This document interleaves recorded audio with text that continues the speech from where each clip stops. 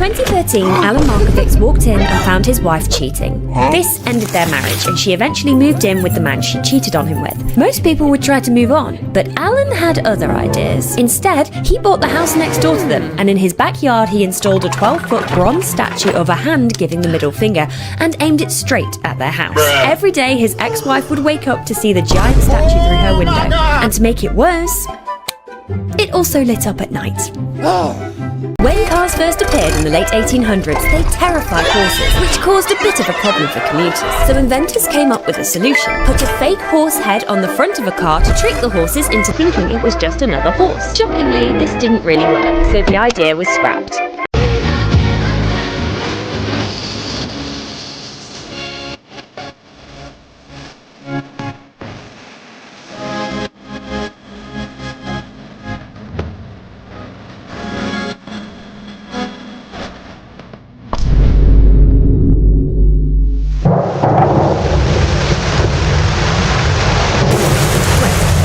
In the 1780s, Marie Antoinette was living in absolute luxury at the Palace of Versailles. But despite having everything she could possibly want, she often found herself bored. So beside the palace, she had an entire fake peasant village built, where she'd dress as a peasant and pretend to live a quiet rural life with her friends. Her servants did all the actual farming, of course. Meanwhile, real peasants across France were struggling to afford food, with some even resorting to eating grass. When rumours of Marie's pretend peasant village spread, people were furious. It became a symbol of royal excess and helped fuel the anger that led to the French Revolution. Ugh, I'm done. With what? Dating. You get to this age and all the good ones are gone. Let's have a look at your profile.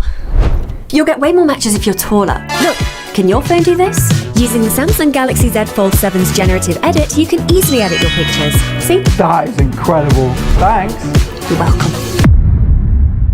And your portrait is complete. I hate it. Well, I'll have to start again, sire. Start again?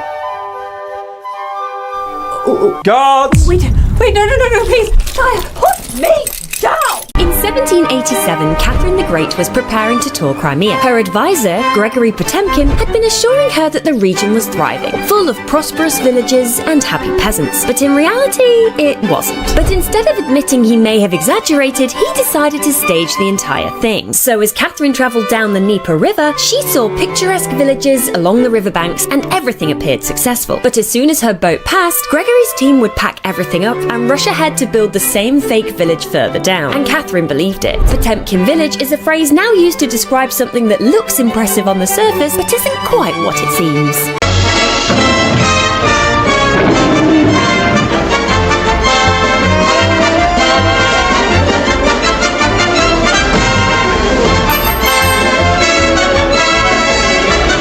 In 1684, Martha Skavronska was born into poverty and worked as a servant in wealthy households. Then, at 19 years old, the war arrived to her town. Russian troops capture her and she's assigned as a servant to the officer's household. One day, Peter the Great, the most powerful Tsar in Russia, arrives to stay. Martha immediately caught Peter's eye. He hated royal etiquette and didn't care that she wasn't of noble birth. He pursued her and eventually they fell in love. After changing her name to Catherine, Peter eventually marries her. When he dies the following year, the woman who once scrubbed floors as a servant becomes Catherine I, ruler of the entire Russian Empire. Her story is considered one of the most extraordinary social climbs in history. Professor Quirrell's hiding Voldemort in his tub. Chat, is this real? Dead ass. Wait, I'm gagged. No, because it's giving hiring process negligence. Literally a recession indicator. Clock it. It's giving cultural appropriation. Hoggies is cooked. That part. I know. Why don't I use my hands to crumble his face into molten dust?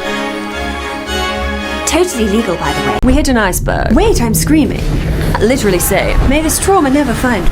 It's low-key found you. I love your life belt. No, because it's giving buoyancy. Clock it. I'm literally shaking. That part. I'm high-key overstimmy right now. No, because silently pissed. Is he bothering you, Queen? It's giving misogyny. On God. First in my bloodline to witness these.